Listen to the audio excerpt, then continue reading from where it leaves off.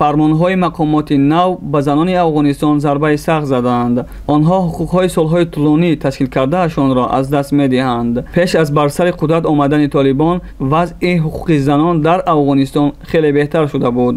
дар ин бора як фаъоли ҷомеавии арезо ба риа новости гуфтааст. ба гуфти вай хонаводаҳо ба таҳсили духтарон дар мактабҳо бештар диққат медоданд ва ҳуқуқи онҳо бо писарон баробар мешуд. арезо қайд мекунад ки тағйироти навбатии қудрат ҳама чизро дигар кард. аз тарси ҷангҷӯён духтарони аз 7 то 9 сола ҳарчанд бо рӯймол мегарданд аз рафтан ба мактаб меҳаросанд. ҳоло дар он ҷо танҳо писарон таҳсил мекунанд. дарсҳои муштарак дар мактабҳо манъ аст ва кӯдакони ҷинси мухталиф то синфи панҷум якҷоя таҳсил мекарданд, гуфт ӯ. вай таъкид кард заноне ки дар созмонҳои давлатӣ кор мекарданд аз толибон дастурҳои махсус гирифтаанд. муассисаҳо бояд барои занон ҷойҳои алоҳидаи корӣ фароҳам оранд. ҳар як корманд вазифадор аст ки ниқоб пӯшад то тамоми рӯйро ва истиснои чашм пӯшонад.